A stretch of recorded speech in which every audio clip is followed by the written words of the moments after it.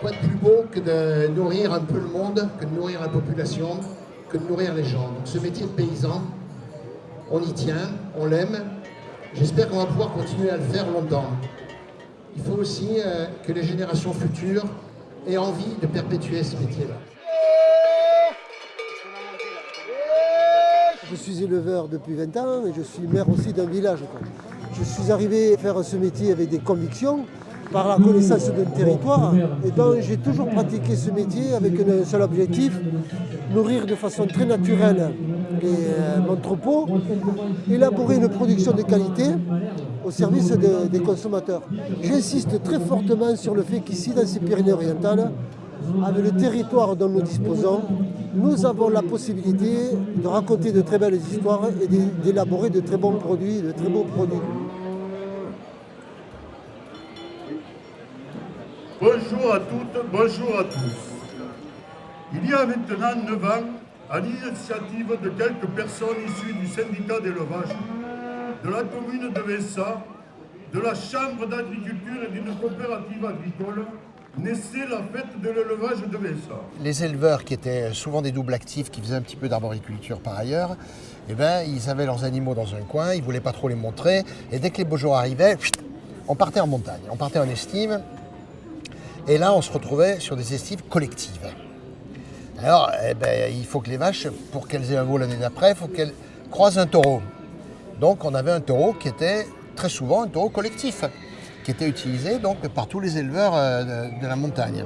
Et des discussions au fur et à mesure des années sur la qualité du taureau, ben, évidemment il fallait trouver un taureau qui corresponde aussi, qui fasse des produits qui correspondent au marché.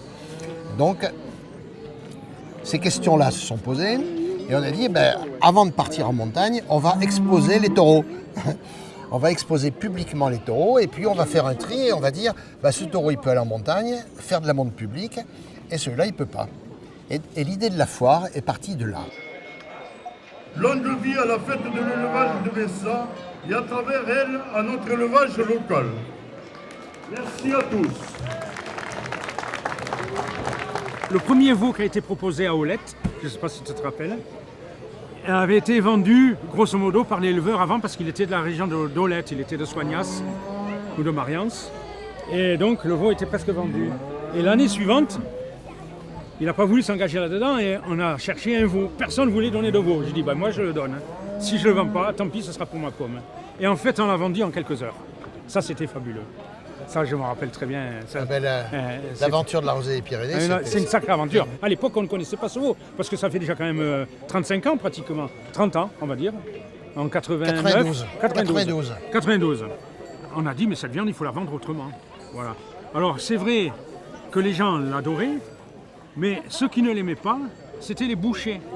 Pourquoi ? Parce que les bouchers trouvaient cette viande trop maigre. Alors, qu'ils étaient habitués à un veau plein d'eau. En tout cas, c'est gras. Et donc les bouchers n'aimaient pas cette viande parce qu'elle se conservait mal. En fait, elle noircissait rapidement. Et après, il a fallu qu'on continue. On a essayé de sympathiser avec quelques bouchers. Et puis, il y a des journalistes qui sont venus nous voir à La Mouline, par exemple. Alors, ils voulaient goûter cette rosée. Alors, c'est vrai que nous, en casse-croûte, on a amené un petit bout de rosée des Pyrénées. Et c'était à la période où il y avait encore des lactaires délicieux, des rubius, il faut dire en catalan. Il y avait des rubius. Et alors le journaliste, on lui a fait goûter notre rosé, coincé parce qu'on n'avait plus de pain, coincé entre deux champignons. Ah, il a dit ça. Mais c'est extraordinaire. Et il nous a fait un article extraordinaire également. Figurez-vous que cette année, j'ai été au salon de l'agriculture. Et quand je suis rentré dans le rayon Midi Pyrénées, qu'est-ce que j'ai vu en gros ? En premier, sur la première affiche, Rosée des Pyrénées. Écartez-vous ! Ouais, et les aubracs de l'autre côté, vis-à-vis, face à face. Je vous remercie à tous, puisque quand même à chaque année, il y a un effort de fait. Ces bêtes qu'on me présente là, comme ça, qui sont dressées, c'est super. Donc merci beaucoup aux éleveurs. Même si nous avons l'impression de faire un métier avec des pratiques extrêmement vertueuses, et bien finalement, ce n'est pas tout le temps l'image qui nous est renvoyée. Et c'est vécu un peu comme une injustice. c'est vécu douloureusement. Et c'est un petit peu dommage, parce que je crois que les pratiques pastorales, les pratiques d'élevage des éleveurs et des agriculteurs dans ce département sont réellement vertueuses. Il y a une réelle gestion de l'espace, on fait attention à tout, on a des produits d'excellente qualité, et je crois qu'on est vraiment des aménageurs de ces ruralités. On a une exploitation de 100 mères au brac, plus une cinquantaine de genisses de 1 à 2 ans. Alors on fait de la rosée des Pyrénées, du broutard, on fait un peu de vente de reproductrices en genisse et après on fait beaucoup de genisses de 30 mois. Voilà, tout valorisé par la coopérative. Je vais reprendre l'exploitation de mes parents avec mon frère, voilà, qui est installé depuis 7 ans. Et moi je reprends dans 2 ans. Parce que c'est une vie qui lui plaît finalement, et voilà. Après avoir expérimenté d'autres choses. Un retour aux sources, un patrimoine. J'ai commencé par faire des études de droit et puis finalement c'était pas ce qui me convenait et je dirais que c'est un concours de circonstances. On m'a proposé de reprendre une exploitation et j'ai dit oui, donc je me suis installé il y a une dizaine d'années. J'étais à Paris et avec un barbu qui tenait une boutique dans le Marais. Et il en avait marre, hein. Bon, il avait des sous, et il a acheté une propriété à Aiguebonne, dans l'Aude. Et puis j'ai été le voir, et puis je suis parti dans le rêve. Je suis resté avec eux pas mal de temps, et il avait des brebis. Et puis après j'ai joué au berger.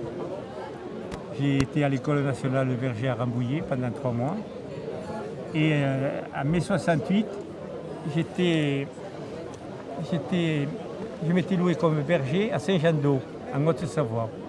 Je me souviens, j'étais monté à stop parce que tout était bloqué par les événements. Et puis je suis arrivé, ça a été ma première estive. Et j'ai trouvé ça tellement fantastique que j'ai continué.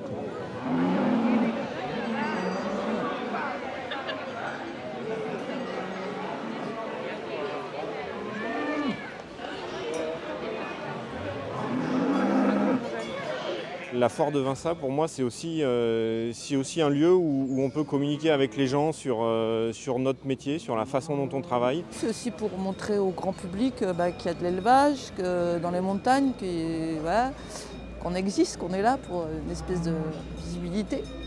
Mon troupeau maintenant est nourri à 100% de fourrage, donc il n'y a aucun intrant sur l'exploitation. Donc déjà par rapport à l'équilibre économique de l'exploitation, c'est très important. Mais ce que je sais surtout, c'est que les produits issus de mon élevage sont sains et naturels. Il faut essayer de montrer au grand public que l'élevage, la bonne viande existe et qu'on est dans du bien-être animal. C'est des animaux qui passent 6 mois sur l'exploitation et ils sont dehors avec leur mère. Ensuite, ils passent 4 mois en estive, donc c'est sur les montagnes. Ils pâturent sur la montagne de Nières, donc ils ont 2000 hectares rien que pour eux, on va dire.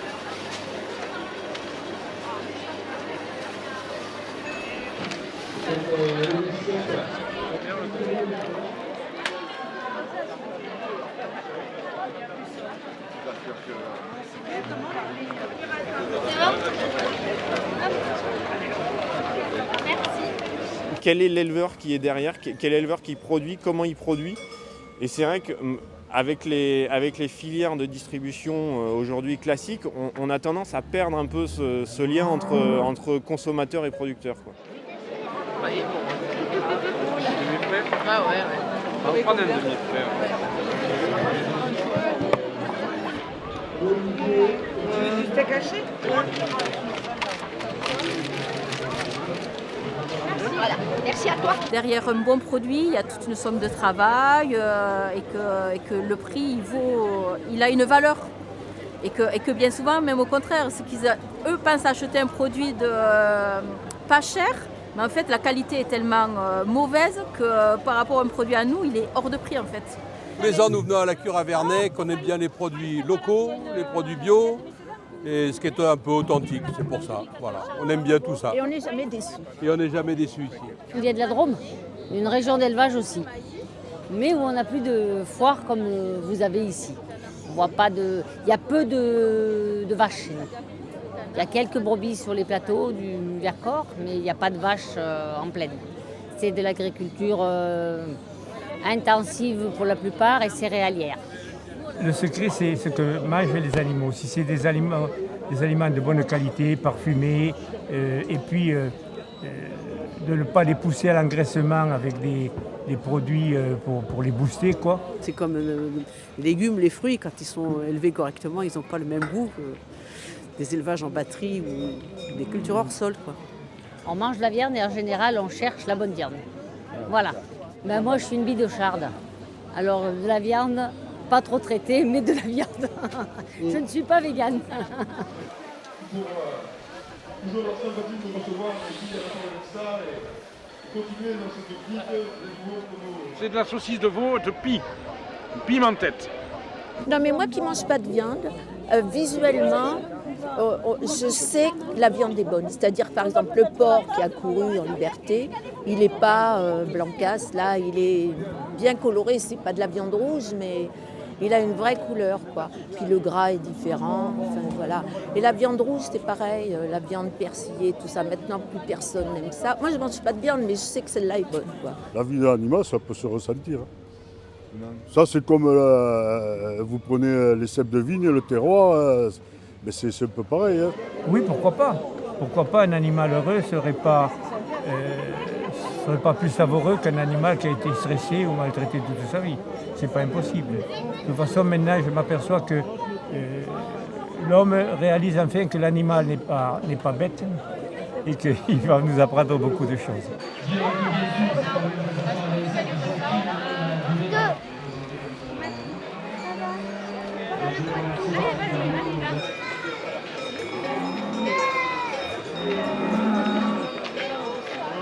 S'il n'y avait pas d'homme dans le paysage, ça deviendrait des broussailles, des landes, voilà, les chemins ne seraient plus entretenus.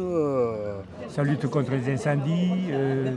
L'élevage et l'agriculture en général façonnent notre paysage et c'est vrai moi en estive, je croise beaucoup de randonneurs et c'est vrai qu'on n'aurait pas cette nature s'il n'y avait pas d'élevage, quoi. Parce que l'agriculteur, c'est plus que la DDE. Voilà. Après, nous aussi, on a un rôle sur l'entretien des maisons, du bâti, pour pas que dans les montagnes, il y a beaucoup de masse. Et le fait d'habiter en montagne, ça entretient aussi le patrimoine bâti, que tout s'écroule pas, et la désertification des montagnes. De toute façon, il faut de la vie. Alors, que ce soit de l'élevage, on peut plus revenir à être chasseur-cueilleur. Donc, il faut exploiter avec ce que l'on a et essayer de vivre heureux, quoi.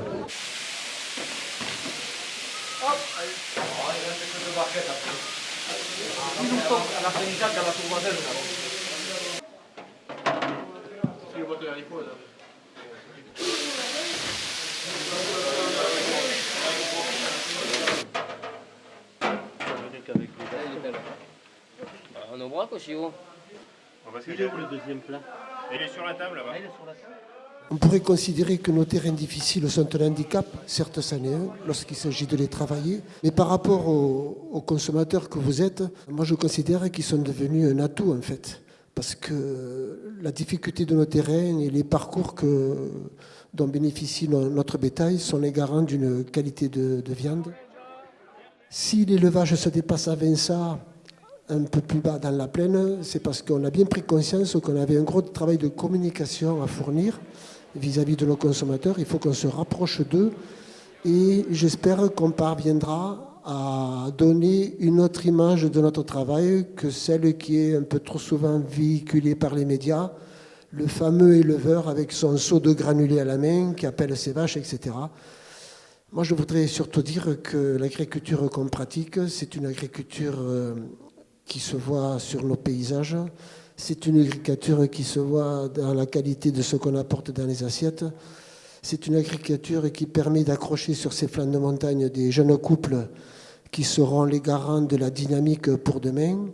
Et puis en fait, on se rend compte que par notre travail, on œuvre beaucoup pour le tissu social de notre territoire. Moi, je reste très, très confiant à l'avenir parce qu'on est dans le vrai et on est sur la bonne voie.